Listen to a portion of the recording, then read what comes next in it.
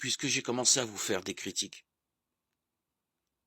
ne vous félicite pas pour vos réunions. Elles vous font plus de mal que de bien.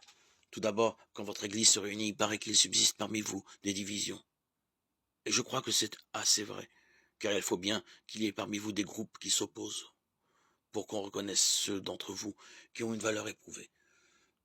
Donc, quand vous vous réunissez tous ensemble, ce n'est plus le repas du Seigneur que vous prenez.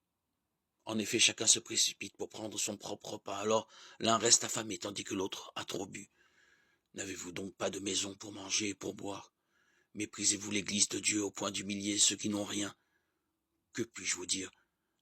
Vous féliciter? Non, pour cela, je ne vous félicite pas. Je vous ai pourtant transmis, moi, ce que j'ai reçu de la tradition qui vient du Seigneur. La nuit même où il était livré, le Seigneur Jésus prit du pain, puis, ayant rendu grâce, il le rompit et dit, « Ceci est mon corps qui est pour vous. Faites cela en mémoire de moi. » Après le repas, il fit de même avec la coupe en disant, « Cette coupe est la nouvelle alliance en mon sang. Chaque fois que vous en boirez, faites cela en mémoire de moi. » Ainsi donc, chaque fois que vous mangez ce pain et que vous buvez à cette coupe, vous proclamez la mort du Seigneur jusqu'à ce qu'il vienne. Et celui qui mangera le pain ou boira la coupe du Seigneur sans savoir ce qu'il fait aura à répondre du corps et du sang du Seigneur. On doit donc s'examiner soi-même avant de manger de ce pain et boire à cette coupe. Celui qui mange et qui boit, mange et boit son propre jugement s'il ne le discerne pas le corps.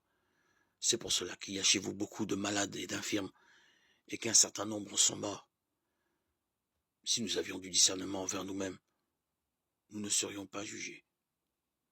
Mais les jugements du Seigneur sont pour nous une leçon, afin que nous ne soyons pas condamnés avec le monde.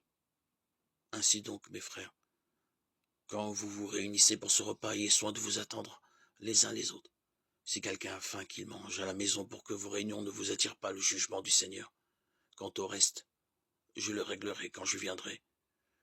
Je vous le demande donc, mes frères, quand vous vous réunissez pour ce repas, ayez soin de vous attendre les uns les autres. 1 Corinthiens 11, 2, 34.